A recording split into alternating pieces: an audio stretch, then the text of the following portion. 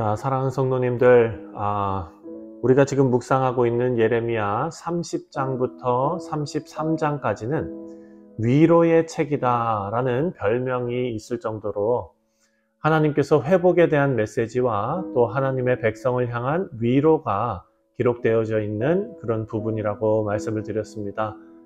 그리고 이 부분에는 시적인 표현이 많이 나오고 또 산문체 형식으로 기록되었다라는 것을 우리가 공부했습니다.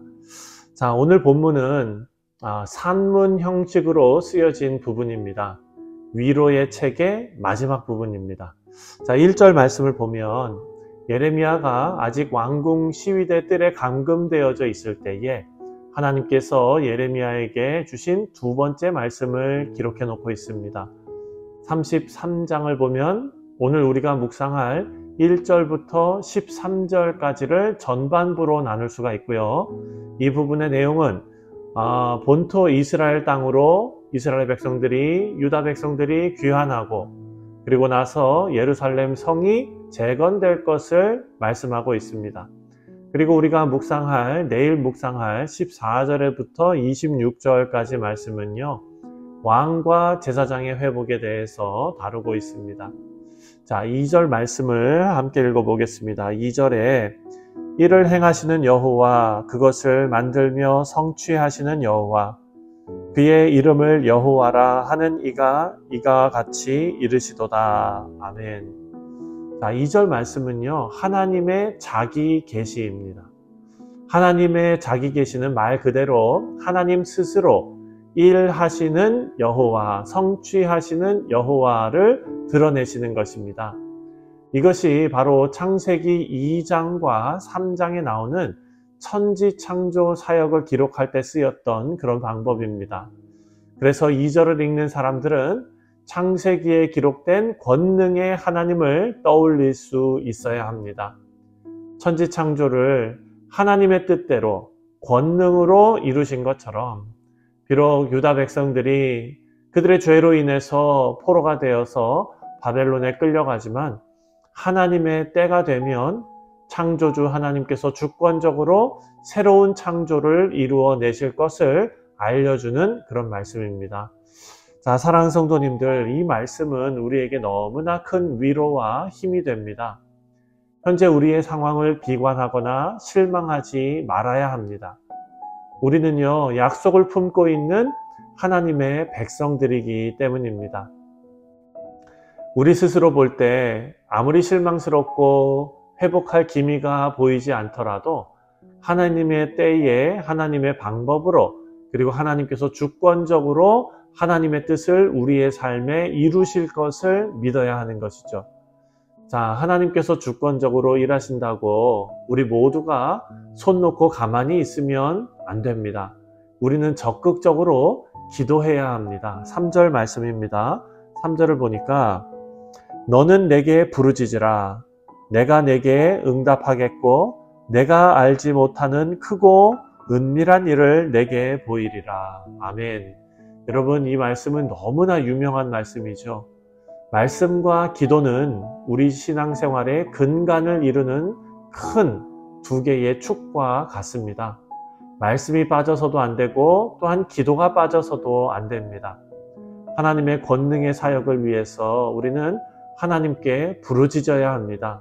이것이 하나님의 명령입니다. 유다의 미래에 새 창조를 가능하게 하실 하나님께서 예레미야에게 적극적으로 하나님께 부르짖으라고, 다시 말하면 기도하라고 요구하십니다. 그렇게 기도할 때에 하나님께서 크고 비밀스러운 일을 보이실 것이다 라고 약속하셨습니다. 자, 우리 사랑하는 성도님들, 이 말씀은 기도하면 어떠한 신비한 체험을 해서 비전을 보고 환상을 보게 되어서 어떤 비밀을 알게 된다라는 말씀이 아닙니다. 하나님께서 보이시겠다라고 약속하신 말씀은요, 6절 이하에 나와 있습니다. 6절입니다. 그러나 보라, 내가 이 성읍을 치료하며 고쳐 낫게 하고 평안과 진실이 풍성함을 그들에게 나타낼 것이며. 아멘. 그리고 7절에 보면은요, 이스라엘과 유다의 포로를 귀환시키실 것이다 라고 말씀합니다. 하지만 이 모든 일이 가능하게 되는 조건은 바로 하나님께서 이들의 죄를 용서하셔야 합니다. 그래서 8절 말씀을 보면은요, 내가 그들을 내게 범한 그 모든 죄악에서 정하게 하며 그들이 내게 범하여 행한 모든 죄악을 사할 것이라. 아멘. 하나님께서 이스라엘과 유다가 행한 모든 죄를 해결하시고 또 용서하셔야 그 언약의 관계가 회복된다는 것입니다. 이것은 우리가 전에 생각했던 하나님께서 이스라엘과 맺으신 새 언약입니다. 우리 사랑하는 성도님들, 하나님을 믿고 섬기는 우리에게 가장 크고 신비한 일은 바로 복음이고 구원입니다. 하나님께서 어떻게 우리 같은 자들을 사랑하셔서 하나님께서 스스로 인간이 되어서 우리 죄를 다 담당하시고 구원하실 수 있었을까? 우리 인생의 가장 큰 복은요, 다른 것이 아닙니다. 바로 하나님께서 우리에게 찾아오신 것입니다. 그리고 그 찾아오심으로 우리는 스스로 누릴 수 없는 엄청난 그리고 크고 신비한 일을 경험하게 되었는데, 그것이 바로 본문 8절에 나오는 죄사함이라는 것입니다. 그래서 우리가 할 일은 오늘 말씀은 아주 선명하게 우리에게 알려주고 있습니다.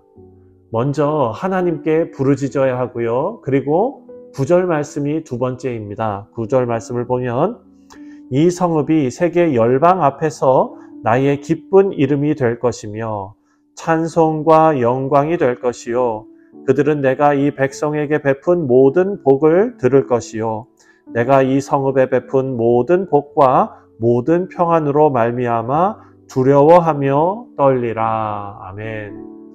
9절은 두 가지를 우리에게 요구하고 있습니다. 첫 번째는 찬송입니다. 우리가 하나님을 찬송하는 것 이상으로 구원받은 하나님의 백성이라는 그 존재 자체가 하나님의 찬송이 되어야 합니다. 우리 존재 자체가 하나님의 찬송이 된다는 것은 큰 의미가 있습니다. 우리가 부르는 찬송이 전부가 아니라는 것입니다. 우리 삶의 모든 순간이 하나님을 영화롭게 하고 하나님을 즐거워하는 일이 되는 것입니다.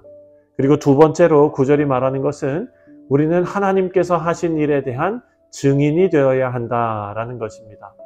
구원받은 우리의 모습을 보고 하나님의 권능이 드러나서 세계 열방이 우리가 하나님께로 받은 평안과 복을 보면서 부러워하는 것을 넘어서 두려워하며 떨게 된다는 것입니다. 이 말은 우리가 주님의 이름을 담고 사는 증인이 된다는 말이죠. 사랑하는 성도님들, 이 일은 막중한 일이고 또 기쁜 일입니다. 바라고 기도하기는 오늘 하루가 우리가 새롭게 창조된 그 본연의 목적에 부합하는 복된 하루가 되시기를 주님의 이름으로 축원드립니다. 기도하겠습니다.